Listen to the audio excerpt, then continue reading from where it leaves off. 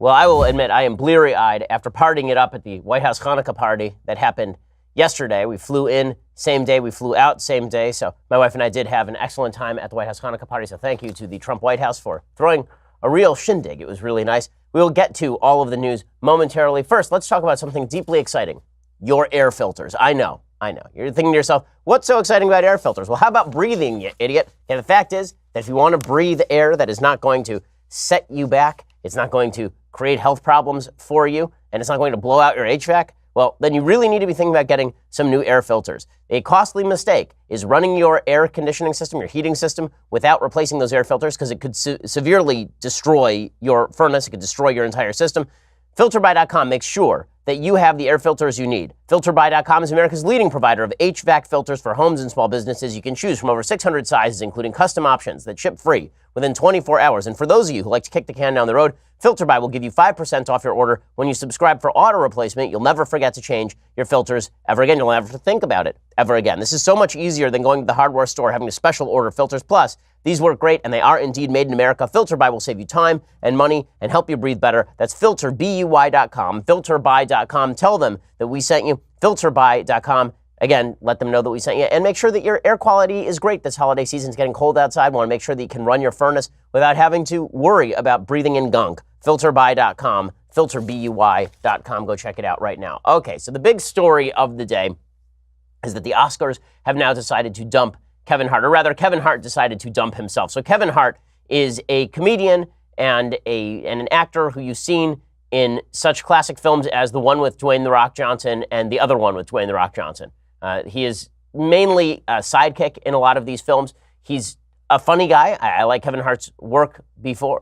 I liked his work. But now Kevin Hart, who was picked to host the Oscars, which is the worst gig in Hollywood because there has not yet been a host at the Oscars who is treated well. He was picked to host the Oscars, and he was very excited about it until the social media mob came a-calling. So what did they do? They started filtering through all of his past tweets, because this is what we do now. We go through tweets that are 8 years old to try and destroy people on the eve of their greatest career triumphs. And I guess we feel better about ourselves for doing this. I guess that Americans feel great when we tear people down with tweets that are legitimately a decade old, because now we feel like we've made a step in favor of tolerance. But have you really made a step in favor of tolerance by digging up an old anti-gay tweet by Kevin Hart from 2011 and then destroying his career? Do you think Kevin Hart probably thinks the same things in 2011 that he thinks now? Do you really think that he'd make that joke right now?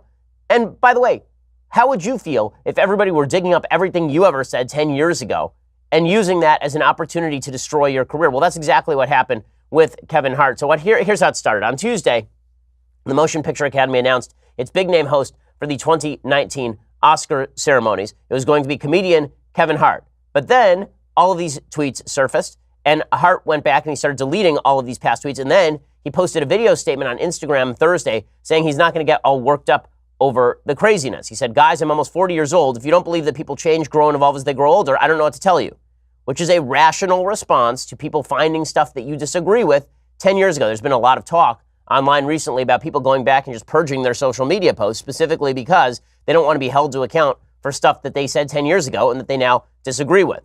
The Hollywood Reporter declared the issue a full-blown crisis on Thursday. It is deeply necessary that we destroy the career of somebody who tweeted something 10 years ago because it makes people have bad feelings. We don't want people to have bad feelings, guys. We can't have bad feelings at the Oscars.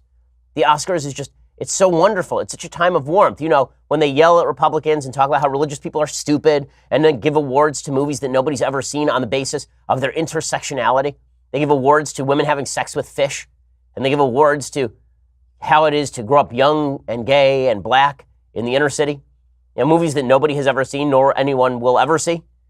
And then they tell us how they are better people than we are. That's what they really need. They need more of that. What they don't need is comedians who are actually funny. They don't need people who actually make jokes. They need people who are woke. And if we don't have enough people who are woke, then obviously we have failed in our attempts to make the world a better place in Hollywood. And so after all of this was said, it was time for Kevin Hart to go. Kevin Hart had to be thrown out of the room because Kevin Hart made all of these terrible, no good, very bad, unacceptable jokes. There's an article today by a person named Owen Gleiberman, who no one's ever heard of and will never be of any use in life. And I say this because this is what critics do when they are deciding to tear somebody down. Owen Gleiberman writes, I'm not a person who tends to have a censorious attitude towards stand-up comedians. One of their jobs is to give voice to the audacious, the outrageous, the rudely incorrect. Yet, whenever they say yet, after they say, I love comedians. I love how they make jokes, jokes that are transgressive. As every joke is. Like, name your favorite joke. Unless you're talking about, like, dad jokes for your kids. Honestly, everyone's favorite joke transgresses some sort of taboo. Every single person's favorite. That's what makes the joke funny, is the shock effect. It's the incongruity. It's the fact that somebody said something true you're not allowed to say, right? That's why everybody likes comedians that cross lines. But according to this columnist, there are certain lines that cannot be crossed. Owen Gleiberman at Variety. Kevin Hart's comic tweets about the LGBTQ community, which consists basically of the aggressive flaunting of a lot of dumb and angry homophobic stereotypes. Here's one of them. Yo, if my son comes home and tries to play with my daughter's dollhouse, I'm going to break it over his head and say in my voice, stop, that's gay, can leave you with a slightly queasy feeling. First of all, if you think that's like the worst joke anybody ever told, let me ask you a question. Does anybody think that it was not a joke when he tweeted that? That he was legitimately going to go home and find a dollhouse and break it over his son's head? Does anyone think that was in Kevin Hart's heart when he said that?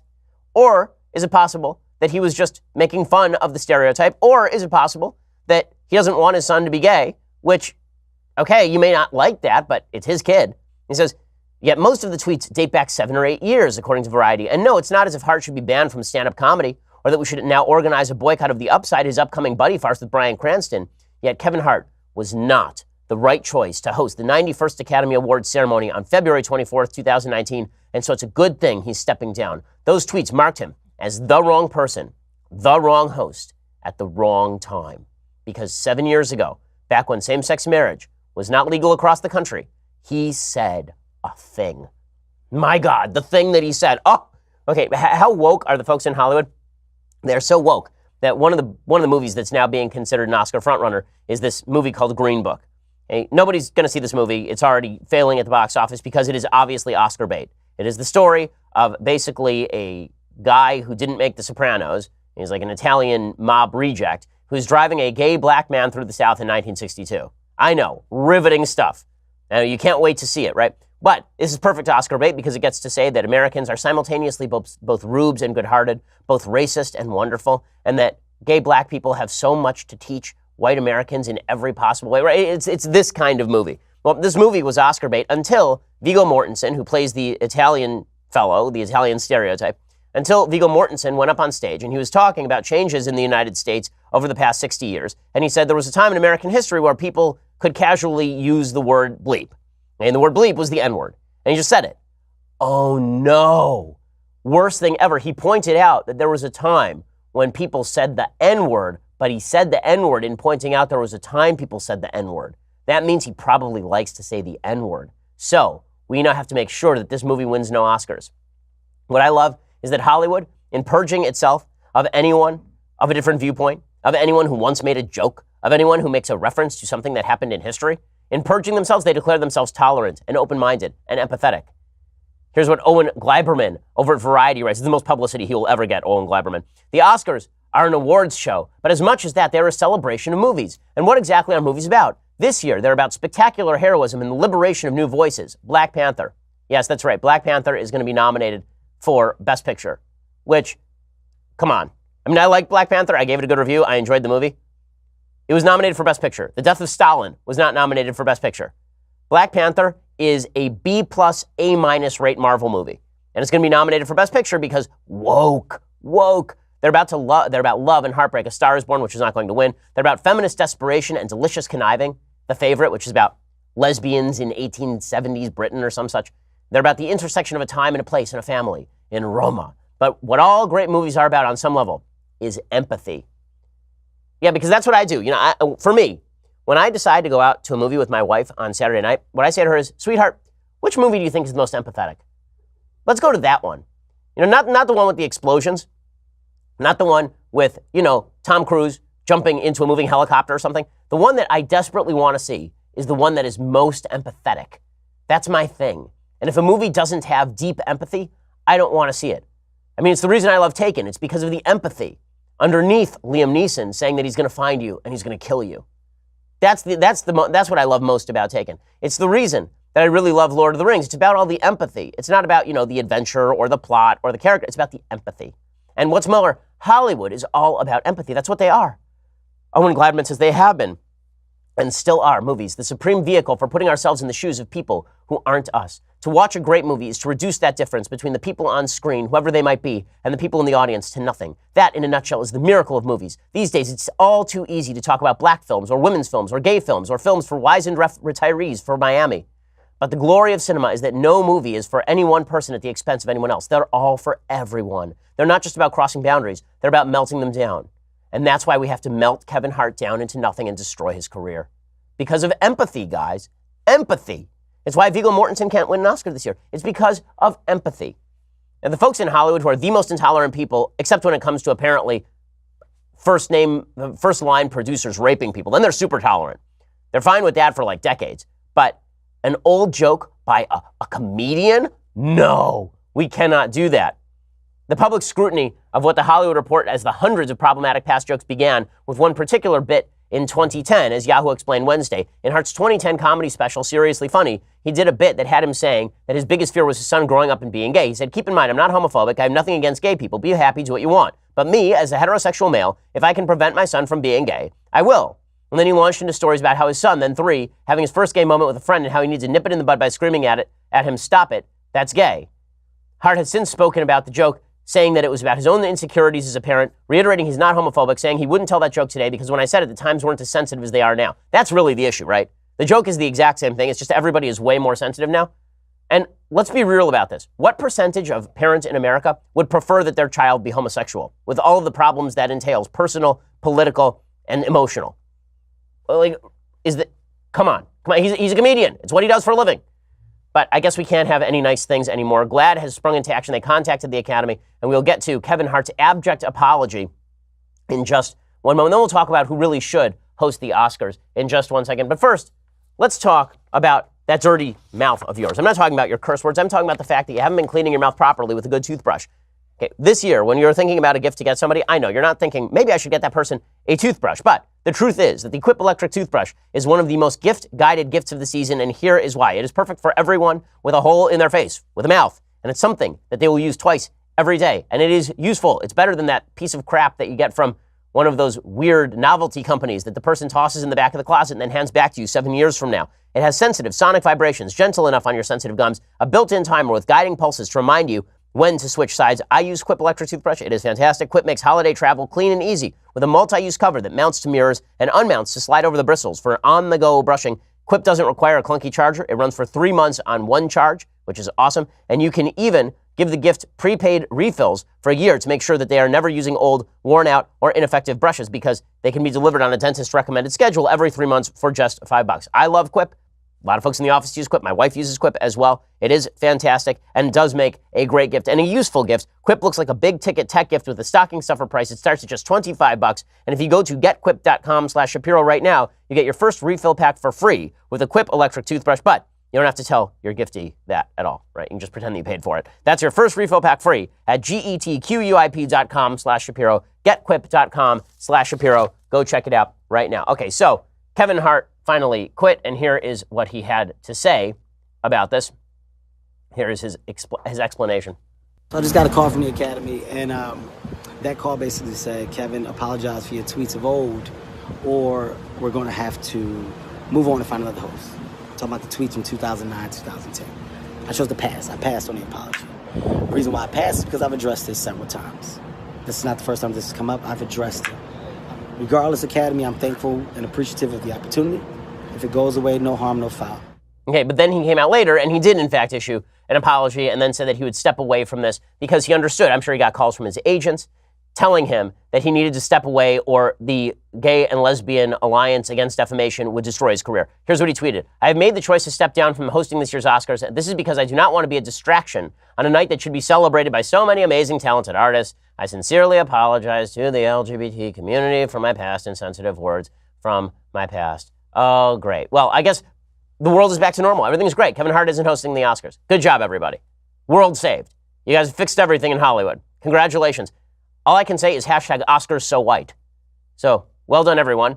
You got the short black man barred from the Oscars because you had to make sure that he did not outrank anybody else on the intersectionality scale. Pretty amazing. Joy Reid, by the way, over at MSNBC still has a job despite nearly identical posts from a nearly identical period. But that's because she is a black woman, not a black man. And as we all know, that ranks her higher on the intersectional pyramid, so she can get away with those old tweets that she claims somebody hacked her and placed into her internet archive, which is an obvious lie. So, Kevin Hart, we bid a fond farewell to you, and we see that you can no longer make a joke in American society 8 years ago. So, who exactly should host the Oscars? Well, let's talk about this thing. I think that perhaps Lena Dunham should host the Oscars. Why? Well, we know she's seriously funny. We know she's funny because the critics keep telling us that Lena Dunham is super funny. Now, Lena Dunham has never really done a funny thing, or, written a funny thing, or said a funny thing, but we know she's funny because the woke critics tell us that she is very funny. And what about this new scandal where it turns out that she lied about one of her close friends, about having evidence that her close friend did not engage in sexual assault? How about the fact that she lied about that? Shouldn't that bar her from the Oscars? No, it shouldn't. Come on. Why should that bar her from the Oscars? Obviously, she was colonized by the patriarchy. Okay, this is literally what she said. She said that this is not her fault. It's not because she's a creep and a bad person. It's because she was colonized by patriarchy. I am not kidding you. She actually said this, that it was the patriarchy that had taken over her brain. Well, now that she's blamed the patriarchy, I guess we can move on, and Lena Dunham should host the Oscars. I have another idea for hosting the Oscars as well, and this person would be Hannah Gadsby. So Hannah Gadsby may, in fact, be the least funny person on planet Earth, and I know I have this running tally of people who are the least funny comedians and the most annoying comedians on planet Earth, and Samantha Bee tops the list. Why not Samantha Bee, by the way? She's super woke. I mean, she called Ivanka Trump a C word. I mean, that's woke as it gets right there. Calling another woman the C word. Why not Samantha Bee? I mean, she's a woman. That's intersectional. Okay, but maybe not Samantha Bee. Maybe Samantha Bee isn't intersectional because she's a straight white woman, so we can't have her. Well, yeah, let's think. Who else could be on? Maybe Trevor Noah. How about Trevor Noah? He's a black guy. We could have him, and he could just replace Kevin Hart. He has a bunch of anti-Semitic tweets in his past, but nobody seems to care about that at all because the Jews are not part of the intersectional coalition. But I think the best pick of all, the one that really sums up where we are comedically and in terms of entertainment and in terms of social media mobbing is Hannah Gadsby. Now, you will recall Hannah Gadsby from such specials as I'm as boring as hell and everyone praises me for it on Netflix. That's not the actual title of her Netflix special, but it should have been. It's a better title than, more accurate, Truth in Advertising. Here's Hannah Gadsby. I want to, if you've never seen Hannah Gadsby's work, consider yourself lucky, but not for long because I'm going to play some of it for you. She was at the Women in Entertainment Summit, and she gave a powerful speech because this is what I want from my comedians. Powerful speeches. We need hard-hitting LGBTQ commentary from the podium at the Oscars in front of 100 million people to reward movies no one has ever seen or will see. That's what we need, Hollywood. That's what we have all been demanding for years. We need more Hannah Gadsby. I want more of this. This, Hannah Gadsby, go. You know why we need to talk about this line between good men and bad men? Because it's only good men who get to draw that line. And guess what? All men believe they are good. Women should be in control of that line, no question. Oh my, the humor? The wit? When I listen to that, I go, but that's just me laughing at her because she makes no sense. But most people who listen to this, they think to themselves, is that a funny person? Like a person with humor?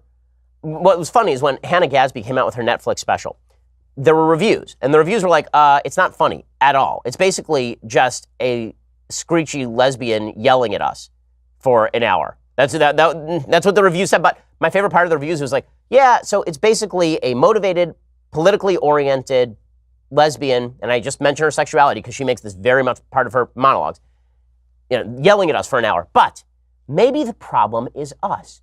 Maybe the problem is that humor itself has not been properly analyzed and properly experienced, and that humor itself is targeting and mean. So the real humor, the real comedy lies in there being no comedy at all. It's like modern art. Real art lies in an empty roll of toilet paper pasted to a poster board, just like my daughter would do for a school project. Maybe that's real art. And now they're doing this with comedy. Kevin Hart is not real comedy. Kevin Hart is mean. Kevin Hart is mean because 8 years ago, he joked about how he didn't want his 3-year-old son to be gay. My God. But Hannah Gadsby, that's the new comedy. And I think that we should gear all of our entertainment toward the fulfillment of woke expectations about life. I think that would be the best thing. Won't we all be happier then when nobody laughs ever and we all just sit around glaring at each other? but knowing in our hearts that we're empathetic? When we just sit around destroying each other's career by digging through each other's old tweets, but we know deep in our heart we're doing it out of sympathy for the other? Won't that make America so much better? How the social media mobbing and the motivated social justice warrior left have made this country worse in virtually every possible way. It's on full display with regard to the Oscars. Okay, in just a second, I want to get to this big breaking story from the New York Times that President Trump long ago had illegals working at his golf club. I know it's very, very important. Plus, we're going to get to Democratic complaints about voter fraud in North Carolina. What exactly is happening there? We're going to break that down for you in just 1 second. First, let's talk about your back. So I know your back has been hurting. I know you've been exercising, now you got the back aches, or you've just had back problems for years. Well, one of the ways that you can help get rid of that back pain or alleviate that back pain is the teeter inversion table. It really is fantastic. With the teeter inversion table, you use gravity and your own body weight to decompress your spine and relieve pressure on your discs and surrounding nerves. Decompressing on a teeter inversion table for a few minutes a day, it's a great addition to anybody's daily routine to maintain a healthy spine and an active lifestyle without the pain. My personal trainer is a guy who probably is going to need a neck surgery, and he experiences serious back pain. Well, he's been using the teeter inversion table, and he raves about it to me. I use it as well. Whenever I have back pain from the gym, I go home, I get on that teeter inversion table. It really does stretch you out. It makes you feel a whole hell of a lot better. I've done my homework. This is the best inversion table on the market. Over 3 million people have put their trust in Teeter. They are the best known name in inversion tables since 1981. And right now, they are offering a great deal just for my listeners. For a limited time, you can get the brand new 2019 Teeter Fit Spine inversion table model with bonus accessories and a free pair of gravity boots so you can invert at home or take the boots with you to the gym. Teeter inversion tables have thousands of reviews on Amazon. They are rated at 4.6 stars. And with this deal, you will get $150 off when you go to teeter.com/Ben. You also get free shipping, free returns, a 60-day money-back guarantee. So there is absolutely no risk to you to try it out. Remember, you can only get the new 2019 Teeter Fit Spine inversion table plus a free pair of gravity boots by going right now to teeter.com/Ben. That's teeter.com/Ben. This thing works magic. It really is spectacular. Go check it out right now. Teeter.com/Ben. That's teeter.com/Ben to let them know that we sent you. All right. So the New York Times is firmly convinced that now, again, they have President Trump in the crosshairs. I know, very exciting stuff. How are they going to get him this time? They have a front page story about how there are illegal immigrants who have worked for President Trump's golf course in New Jersey. Really, this is now front page. Like, we rehashed all of this back in 2016, but now we're going to bring up this story again because empathy.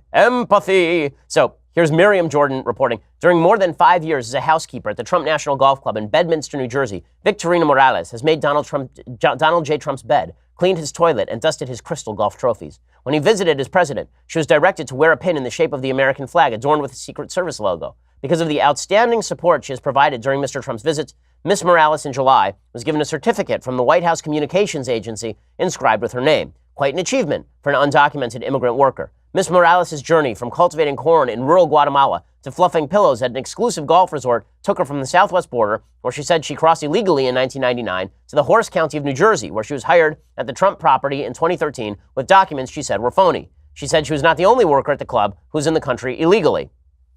Well, here is the thing.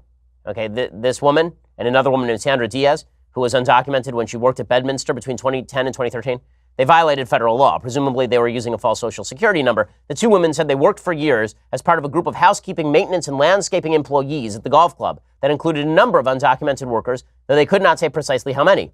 There is no evidence. I love this is buried down in paragraph 5 of this piece. Paragraph 6.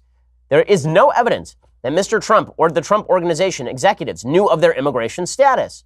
But at least 2 supervisors at the club were aware of it, the women said, and took steps to help the workers evade detection and keep their jobs. This whole article is designed to yell at President Trump because he's harsh on illegal immigration, because there were illegal immigrants who worked for him. Ooh. Now, first of all, I'm from California. That means that I know almost no one who has not had an illegal immigrant work for them. Now, I'm a rarity in California in that I actually ask for evidence of citizenship before I employ somebody. But I think I've told this story before. I remember we were looking for a nanny for our oldest kid. And we used an agency to try and find a nanny. And we said straight at the beginning, we need somebody who is an American citizen. And one of the women who interviewed, really nice lady who obviously just wanted to be here to work. And at the end of the interview, we said, we're interested in hiring you. What do your papers look like?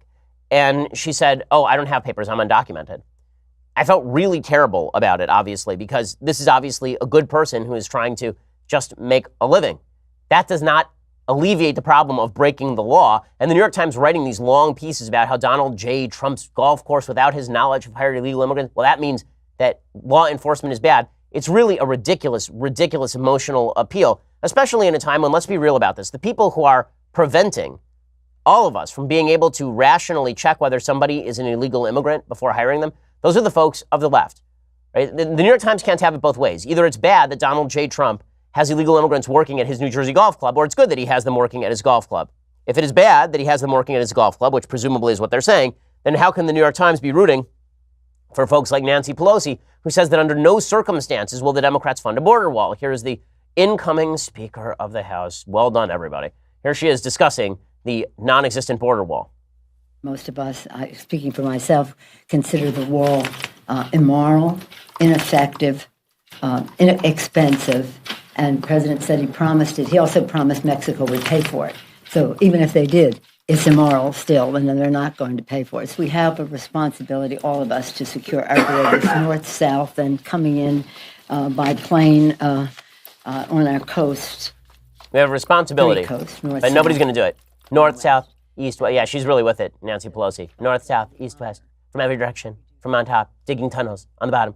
And Chuck Schumer also was criticizing President Trump for being harsh on the border. He says that President Trump is risking a government shutdown with his temper tantrum over border funding. We don't want to see the government shut down over Christmas, even though President Trump seems to brag that he wants one.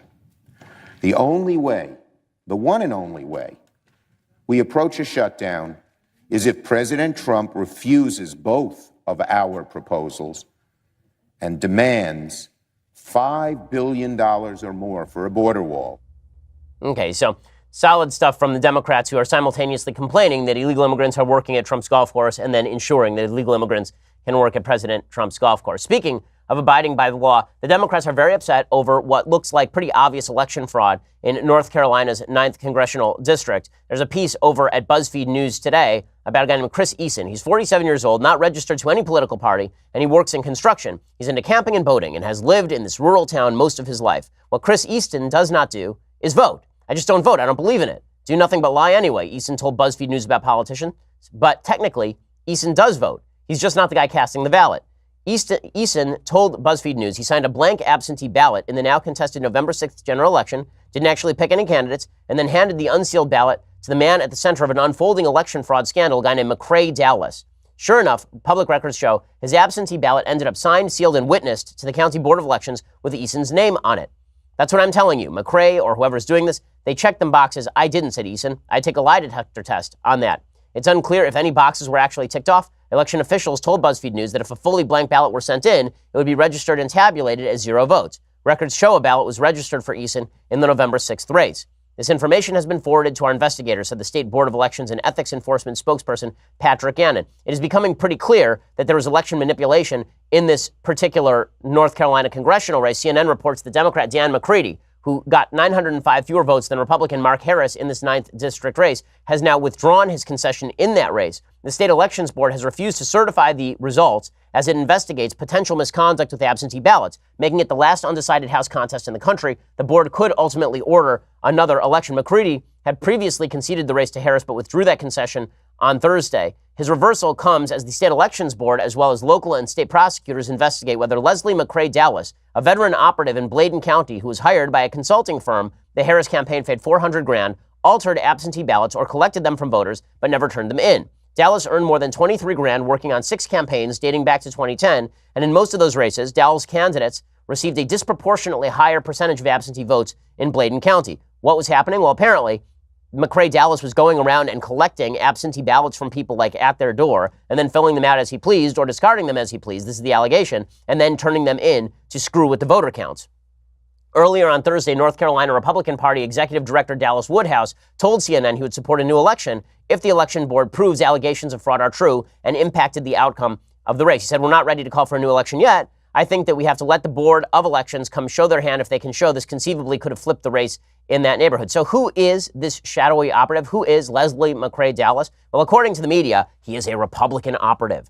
And he's an operative of the Republican Party who is seeking to skew elections purely on behalf of Republicans, on behalf of Mark Harris. And that's what is happening here.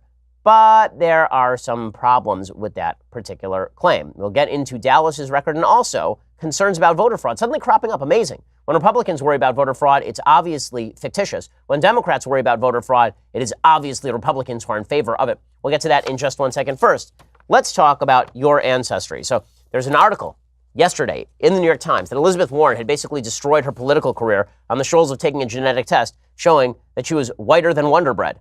That is probably true. But you too can find out whether you are in fact as Native American as Elizabeth Warren. All you have to do is go over to 23andMe. Now through December 25th, the 23andMe DNA kits are on sale. These things are fun and they give you more information about yourself. I, for example, thought that I was 100% Ashkenazi Jewish. This was confirmed by 23andMe. That's right. I'm of pure bloodlines stretching back hundreds of years in Litvak Jewry. And that's what I found out from 23andMe. Also, it gave me information about my tastes, why it is I don't drink too much coffee, for example. It gave me information about my health. It's really cool. Go check it out right now. The 23andMe DNA kit is the perfect gift for everyone that you love. There's never been a better way to give the gift of genetic discovery to your parents, siblings, aunts, grandparents. It's really a lot of fun. The 23andMe Health and Ancestry Service includes 90-plus personalized genetic reports that offer DNA insights on what makes you unique. You can learn about wellness, muscle composition. Turns out that I have incredible muscle composition. Sleep movement, traits like ability to match musical pitch, which, again, I do have. Listen, I am a stud, and I just found that out from 23andMe. You can find out whether you are similarly studly by checking out 23andMe right now. And now through December 25th, you get 30% off any 23andMe kit. Order your DNA kit at 23andme.com/Shapiro. That's the number 23andme.com/Shapiro. And then mail your results to Elizabeth Warren if it turns out that you have more of a claim to tribal ancestry than she does. 23andme.com/Shapiro. 23andme.com/Shapiro. Go check it out. And with that /Shapiro, you get 30% off any 23andMe kit. Go check out your DNA kit today by doing so. Also, make sure you go over and subscribe over at dailywire.com. I know, you've been holding off on it, but now is not the time to be stingy. Now is the holiday season. Buy your friend, your family, the gift of Daily Wire, because there's so many good things that you get when you do. Coming up in just a couple of weeks here, right? It's already December 7th. Coming up in just 3 weeks, you're going to be able to get 3 hours of this show a day. I know, you can barely handle 1 hour of this awesomeness. Wait until there are 2 more hours that only you can see, because if you don't subscribe, you're not going to see it. It's our live radio show that we're going to be doing beginning next year. So that is all awesome stuff. Plus, you get all sorts of other goodies. You get the rest of this show live. You get the rest of Klavan's show live and Knowles' show live. And don't miss Andrew Klavan's next chapter of Another Kingdom, performed by Michael Knowles. I don't know why it's performed by Michael Knowles, but we have to employ him somehow. Today, we'll be live streaming the first 15 minutes of episode 9, titled Orozco. Head on over to dailywire.com and subscribe to watch the full episode and get early access to upcoming episodes every Monday. The art is really cool. It's a really new and innovative concept in narrative storytelling. Go check it out right now at dailywire.com. Also, for $99 a year, you get all those great things and this. The very greatest in beverage vessels. I told you when I returned to Los Angeles that this would immediately activate. It would deactivate the cloaking device, and now you could see in its full-fledged glory the leftist Tears hot or cold tumbler. Here it is.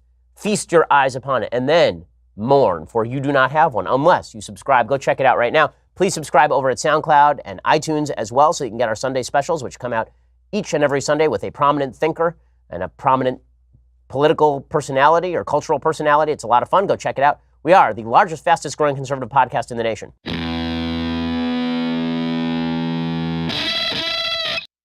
So back to Leslie McCrae Dallas. So the Democrats are claiming that Republicans are engaged in voter fraud in North Carolina. And it looks like one of the operatives was allegedly engaged in voter fraud in North Carolina, which is a serious, serious problem. If so, they should invalidate the election. But there's something that we should pay attention to here. This Leslie McCrae Dallas character, who is now under all sorts of scrutiny in the North Carolina 9th, because it would mean that the Democrats win 41 seats in the House. The worst, by the way, off-year election loss by percentage terms, really since World War II, which is pretty brutal. In any case, Leslie McCrae Dallas has a long history of such activity, with Democrats too. The problem is when Republicans complained about it, Democrats and the media ignored it. And Mr. Dallas has a felony record and a history of financial fraud, and his workers sparked what slowly swelled into another bitter electoral impasse in a state that seems perpetually engulfed by them. The known claims are concentrated in Bladen County, which has about 33,000 residents, and the neighboring far larger Robeson County. Bladen County, where election officials work in a simple brick and glass building on South Cypress Street, just behind a shopping center with a Dollar General and a furniture store, recorded the state's highest rate of absentee ballot requests. 7.5% of registered voters, compared with less than 3% in most of those other 99 counties. A strikingly large number of those ballots, 40%, were never returned. In Robeson County, 62% were not returned. No other county had a rate higher than 27%. Harris won 61% of submitted absentee ballots in Bladen County. Well, it turns out that Leslie McCrae Dallas has a long history of working with various campaigns. Various and sundry campaigns. State records show that beginning in 2009, at least 7 Democratic and Republican candidates paid him for work in local and state races, including campaigns for the legislature, district attorney, and county sheriff. Separately, campaign finance records in Mecklenburg County showed that Mr. Dallas worked for a city council candidate in Charlotte, the state's largest city. He was just a known figure, said former state representative Ken Waddle, a Democrat who hired Mr. Dallas after receiving a recommendation. To me, it appeared like he just liked politics. Mr. Waddell had no complaints about Mr. Dallas's integrity during the campaign, but recalled disagreements about where to place signs in the district. Years earlier, though, Mr. Dallas's character had come into question after one of his employees died in an automobile accident. The Fayetteville Observer reported in 1991 that Mr. Dallas and the woman he eventually married had, after the employee's death, taken out a 6-figure life insurance policy in the man's name by forging a signature and backdating a document. Dallas listed himself as the primary beneficiary and then collected benefits. He was eventually sentenced to a short prison term, and now it turns that he was engaged in political fraud. But after prison, Mr. Dallas pursued a life in politics. As a Democrat, he sought a seat on the local school board in 2014 and was defeated in a primary. He was unaffiliated when he ran for the Soil and Water Conservation District Board in 2016. He switched his party registration to Republican after the election. In other words, this is just a bad guy with bipartisan ties. The media only cover it when Republicans are implicated. And they're not covering at all the possibility of election fraud in California. There's no evidence of election fraud in California. That's not the question in California. There were 26 races in California. There are 26 seats that went Democrat on the night of the election. There are a bunch of seats in California that were still up for grabs. Every single one of them turned Democratic. This has led a bunch of people in the intelligentsia, folks like Nate Silver, the elections analysts, say, right, because all of the ballots that were counted afterward, all the absentee ballots that came in, those are disproportionately Democratic voters who are voting. Okay, so we shouldn't be suspicious of those at all. Well, I'm a little suspicious, not that there are people who are necessarily forging ballots, although we don't know, because you don't know until you know, but I am suspicious of a procedure that makes room for exactly that sort of fraud. According to Andrew O'Reilly over at Fox News, despite holding substantial leads on Election Day, many Republican candidates in California saw their advantage shrink and then disappear as late arriving Democratic votes were counted in the weeks following the election. While no hard evidence is available, many observers point to the Democrats' use of ballot harvesting as a key to their success in the elections. Now, regardless of whether you think that election fraud took place in California, this is an awful law. Anecdotally, there was a lot of evidence that ballot harvesting was going on, said Neil Kelly, the registrar for votes in Southern California's Orange County. In Orange County, once seen as a Republican stronghold in the state, every House seat went to a Democrat after an unprecedented 250,000 vote-by-mail drop-offs were counted, the San Francisco Chronicle reported. So what is ballot harvesting? Democrats say, oh, that's just everyone voting. But what ballot harvesting suggests that if I have an absentee ballot, it can only be turned in if I mail it myself, or if I give it to a family member to turn in. In California, they changed the law. Now, anyone can turn in anybody else's ballot. So this means that Democratic operatives have been paid to go door to door and pick up people's ballots in order to bring them to the ballot box. Do you think that they're going to be even-handed in how they collect those ballots? Do you think that they are going to collect all the ballots and try to turn them in? Is it about every vote being counted or every Democrat vote being counted? And besides that, why should we believe that partisans would never, ever, ever pick up a ballot that has, for example, an empty slot left in the governor's race and just fill it in? Doesn't this leave room for a bit of fraud? Wouldn't you want nonpartisan election officials, overseeing elections? According to Neil Kelly, the registrar of voters, he said people were carrying in stacks of 100 and 200 of them. We had multiple people calling to ask if these people were allowed to do this. 2 years ago, California Governor Jerry Brown signed into law AB 1921, which legalized the so-called practice of ballot harvesting. That's exactly what I was talking about before. Democrats in the state argued that the bill was meant to make it easier for people to vote. But this seems kind of weird to me. Doesn't it seem weird to you? But it's not weird because obviously, when Democrats engage in ballot harvesting, there's no possibility of fraud. It is only when a clear fraud is shown on behalf of a Republican, then we have to worry about voter fraud. Otherwise, we just have to pretend that there is no problem whatsoever in any of this in our elections. Integrity is just magic. It's just great. Everything is just fine. Except, of course, it probably is not just fine. Okay, meanwhile, there has been a lot of talk in recent days about the supposed election ridiculousness that is happening in the aftermath of Republicans losing the governorship in Wisconsin. A lot of talk about how the Republicans in Wisconsin are restricting the ability of the governor to do things in Wisconsin now that there's a Democrat in charge of the governor's house in Wisconsin. People say, oh, look at this is election fraud. This is tyranny. It's tyranny. It's not tyranny. If you don't like what the legislature is doing, legally speaking, you know it is a great way to stop them from doing it. A great way to stop them from doing that is to, I don't know, elect Democrats to the legislature. Noah Rothman has a good piece over at Commentary Magazine today. He says, have you heard there's a coup underway in Wisconsin? With the Democrats set to retake the state house in January, Wisconsin Republicans convened a lame duck session of the legislature with the intention of passing a series of bills aimed at curbing the new governor's authority. The measures cover a range of activity. There's transferring the power of appointments to an economic development board back to the legislature, prohibiting the governor from banning guns in the state capitol, and unilaterally withdrawing from the state legal challenges to Obamacare without legislative consent. And so people are like, oh my gosh, look at them. They're trying to curb the power of the governor. Except that this stuff has been happening for years. This has been happening for years. As Case Western University law professor Jonathan Adler helpfully reminded American political observers in 2016, attempts by partisan legislators to handcuff incoming executives of the other party is practically tradition in North Carolina. When the governor's mansion changed hands in 72, 84, and 88, legislative Democrats were behind the effort to rein in the new Republican governor's appointment power. And that's not just in North Carolina. Following a statewide electoral rebellion against New Jersey Governor Jim Florio in 1991, the Democratic Party lost control of both legislative chambers. On the eve of decennial reapportionment, and with New Jersey set to lose a congressional seat, that would have left Republicans in control of the federal redistricting process. So legislative Democrats spent the lame duck session ceding legislative redistricting authority to an independent commission. When Republican Bruce Rauner won an upset victory over Illinois Governor Pat Quinn, legislative Democrats moved in the lame duck to truncate the length of the term to which the governor could appoint a comptroller. Had former Massachusetts Senator John Kerry been elected to the presidency in 2004, Governor Mitt Romney would have been legally obliged to appoint his replacement to the U.S. Senate. That replacement presumably would have been a Republican. The Democrats in the state legislature couldn't have that, so they overrode Romney's veto and stripped his office of senatorial appointment power in Massachusetts. So all this talk, oh, look at this, these power grabs, they're so undemocratic. You know what actually happens when these power grabs happen? Either the people are unhappy with them and then they backlash against the legislature, or they are not unhappy at them.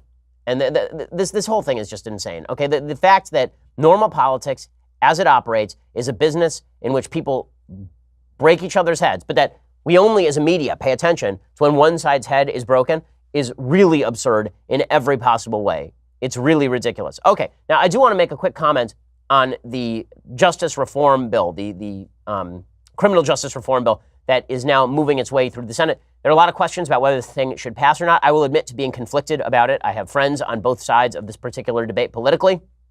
And by nature, I'm somebody who likes to see criminals stay in jail for longer. I'm not a big believer that releasing criminals from jail tends to end with them in happy jobs, because just generally the recidivism rates for people, particularly in federal prison, are extraordinarily high. With that said, is there a case to be made that people are being kept in prison for too long for nonviolent crimes, for example, after showing evidence of good behavior? I think there's a case to be made with regard to that. I just think that we ought to be very wary about who we release from these prisons. With that said, the First Step Act seems to be a moderately drafted bill. The debate over the bill is basically between two sides. One that says we can't allow governors more capacity to let prisoners out of prison, and another side saying, well, we do need to make provision for people who have participated in good behavior. Mike Lee is on one side, Tom Cotton is on the other. Tom Cotton says that the First Step Act is bad. He says that instead of early release, proponents say it merely provides incentives for inmates to participate in programs, but he says this is nothing but a euphemism. If the bill is passed, thousands of federal offenders, including violent felons and sex offenders, will be released earlier than they would be under current law.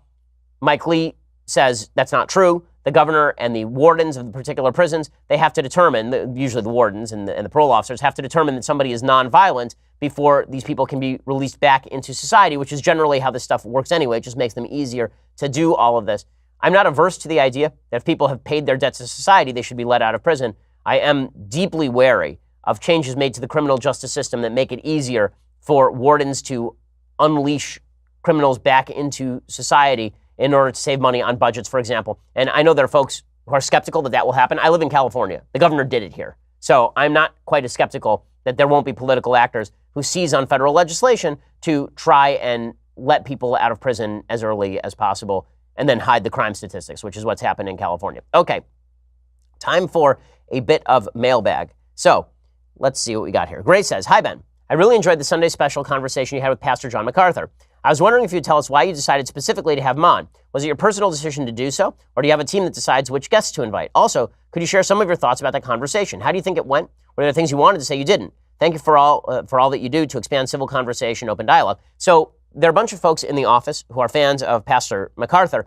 I honestly had never really engaged with his material, and I was eager to speak with people who were ardent Christians in the lead up to Christmas. It is that time of the year, and so in the past several weeks and in the coming weeks, on the Sunday special, we have had on John MacArthur. We're having on David Limbaugh on this Sunday special. I believe that Bishop Barron is coming in the near future to discuss religion. I love these religious conversations.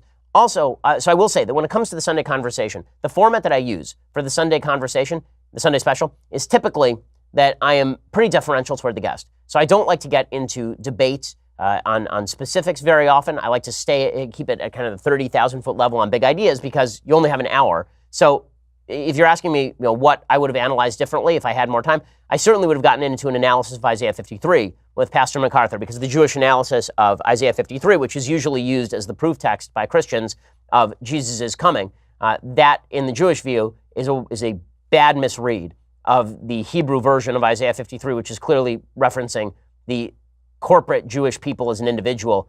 And the way that you know this is that in Isaiah 49, Isaiah does exactly the same thing. So the suffering servant passage that is very often used as the proof text is interpreted very differently by Jews. That was the one area where I wish we had had more time to delve into it, but to do that would have required us to go verse by verse and actually analyze the verses, the way that they are written and what they meant and all of that, and that's pretty abstruse stuff. As far as the overall conversation, I thought it was fascinating. Obviously, there are places of disagreement, but my goal when it comes to discussing religion is very often to allow people to clarify their own views.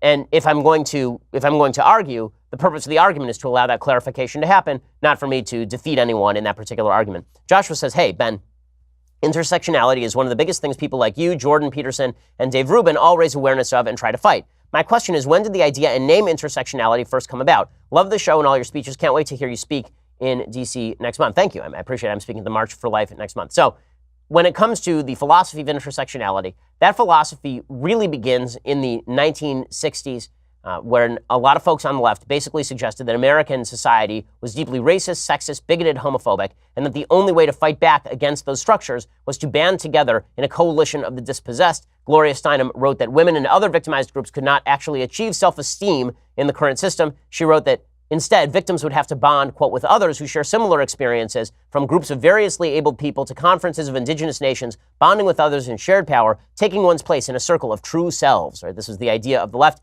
The term itself was coined by a woman named Kimberly Crenshaw of Columbia University, and she came up with the term to describe this coalition of victims. It was called intersectionality. What she said was that human beings are members of various groups, racial groups and gender groups and religious groups and sexual orientation groups, and we can describe their lived realities by referring to the intersection between these groups. So, you're not an individual, you are a white heterosexual Christian male. Or you're not an individual, you're a black, female, lesbian, Muslim. And these are different realities. Each one of these group identities is a different reality, and they intersect, and that's what creates you. And so we can then, on the basis of that, determine how victimized you have been in American society. Crenshaw herself acknowledged that the idea was to bully people who were not members of the intersectional groups, to force them to check their privilege. She explains, quote, acknowledging privilege is hard, particularly for those who also experience discrimination and exclusion, but they must acknowledge such privilege or be accused of complicity in institutional racism. So that's where it comes from. That's the background of intersectionality. It is an evil ideology that divides people by group and deliberately does so in order to tear down the supposed hierarchy, keeping victims in place. Carlos says, should the U.S. do anything about Venezuela? Well, first of all, we should ratchet up whatever sanctions we can on Venezuela. It depends. When it comes to purely humanitarian interventions, the question is always cost and benefit. Let's say that we could depose the Maduro regime in Venezuela with very little cost. Should we do it? Sure. Yeah, it depends on the level of cost. Should we have a plan for what happens afterward? Yes. When you have a country in relatively close proximity to your own that is collapsing into people eating dogs on the street and dying of starvation, if you can help, then you should, because these things tend to have externalities, including mass immigration into the United States. But that does raise the question of what the costs and the benefits are, and if we're not aware of those costs and benefits of intervention, you can easily get sucked into being the quote-unquote world's policeman. Matthew says, Ben, why are non-natural born citizens not allowed to be president, but are allowed to be in the legislature? Well, this is, originally the idea here was that we wanted natural born citizens to be president because we wanted people to have a sort of innate love of the land. We wanted them to grow up here. We didn't want people who were immigrants coming here at age 37 becoming president at age 39 because they didn't sort of imbibe the social fabric of the United States.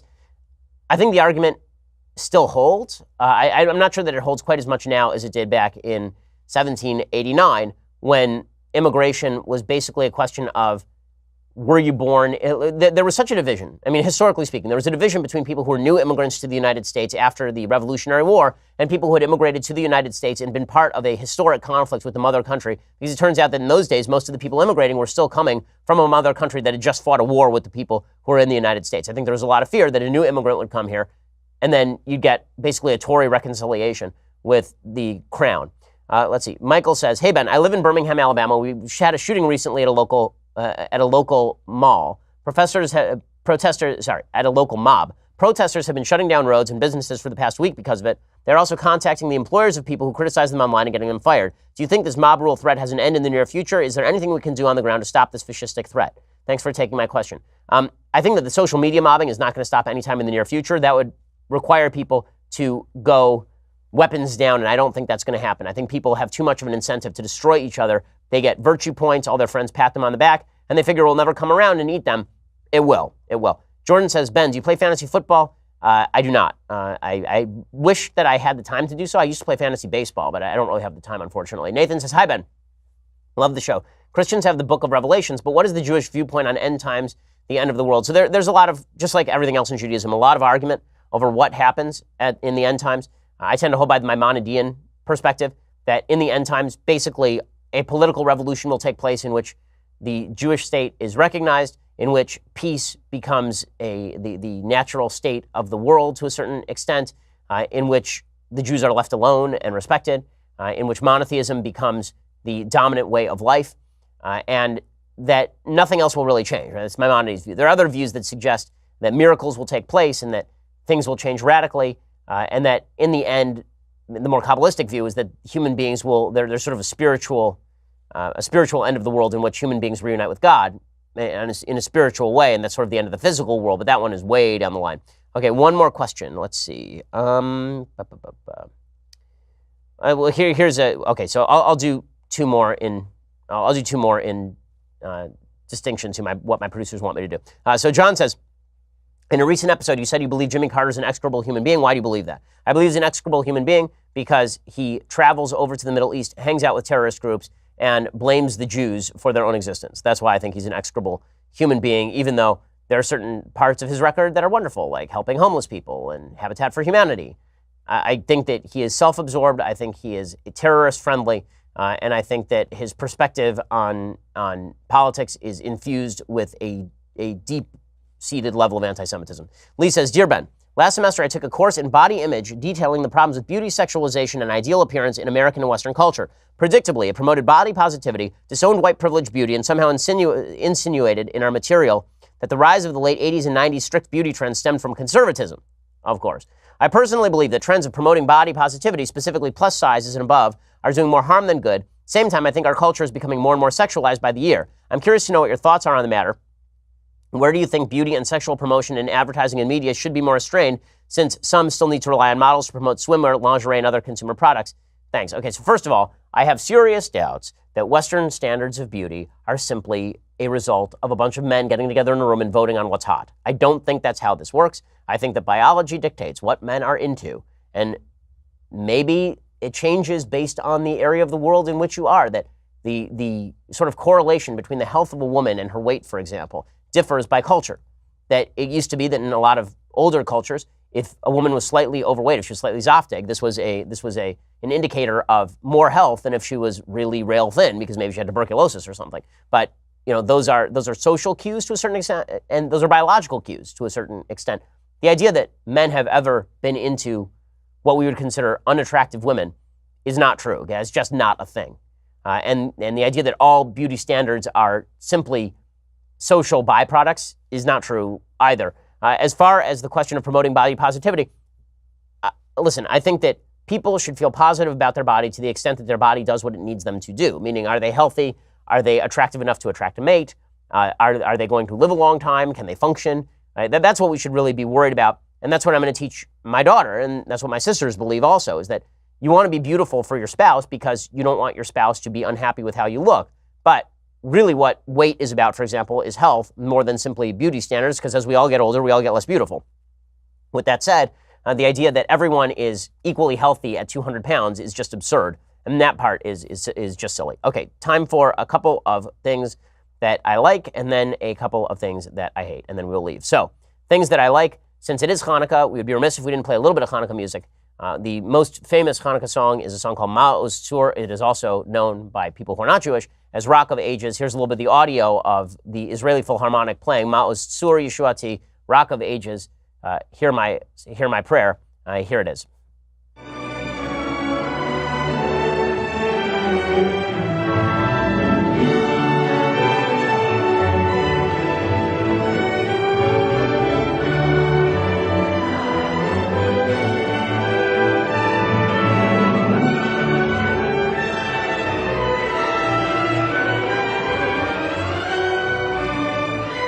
Now, it's a beautiful tune, and the actual lyrics are hardcore. Okay, the actual lyrics to Ma'oz Tzur, hardcore lyrics. O mighty stronghold of my salvation, to praise you is a delight. Restore my house of prayer, and there we will bring a thanksgiving offering. So far, so good. When you will have prepared the slaughter for the blaspheming foe, then I shall complete with a song of hymn the dedication of the altar. Reminding you, Hanukkah was about a war, so that was a thing. And then it keeps going and talks about the history of the Jewish people. It talks about the Purim story. It talks about the story about the days of the Hashmonaim, the Hasmoneans.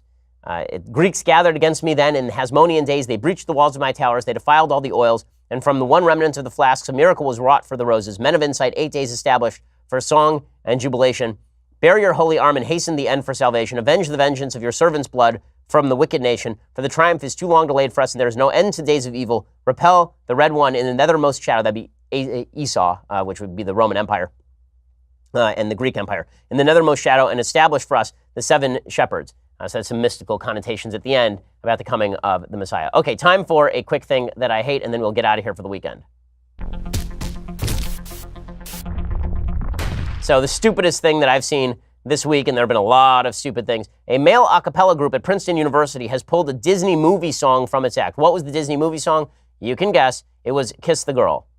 Okay, here's the story according to the Associated Press. The Princeton Tiger Tones have performed Kiss the Girl, a song from The Little Mermaid, for years. During performances at the Ivy League school, a female audience member would be brought on stage to decide whether or not a man from the crowd could kiss her. Noah Wolstein, who wrote the column, claimed there's a woman who wrote a column saying that it promoted toxic masculinity. She claimed the song's message is misogynistic and that too many women have been pulled on stage for unwanted encounters. I have seen a queer student brought on stage to have uncomfortably pushed away her forced male companion. I've heard of unwilling girls being subjected to their first kisses. I have watched mothers who have come to see their child's performance be pulled up to the stage only to have tension generated between them and the kid they came to support.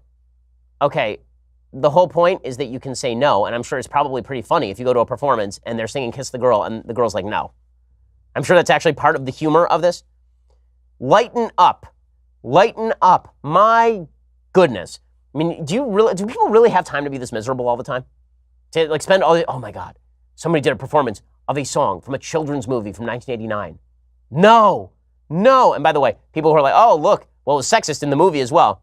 No, it wasn't sexist. Ariel was in love with Eric. She was pursuing him, right? She was pursuing him, and she didn't have a voice. She couldn't say no. And what I do like about the song Kiss the Girl is that it is actually a good description of how it is to kiss a girl. I know that the left thinks the way that you kiss a girl is that you actually take out a signed contract with a notary, like a public notary with a fingerprint, and then you get fingerprinted and notarized, the consent form, and then you can kiss the girl, but only to the extent that she has indicated on the form 363, right? So will there be open mouthing or no open mouthing, right? They have to check a box. That's not actually how things work, you dolts. Okay, so making life more miserable every day. Speaking of making life more miserable every day, a Cleveland radio station has now pulled the Christmas date rape song, Baby It's Cold Outside. I know this has become a common complaint now for folks on the left that the lyrics to Baby It's Cold Outside are about women being raped. It's a creepy rape song. No one for 50 years thought it was a creepy rape song.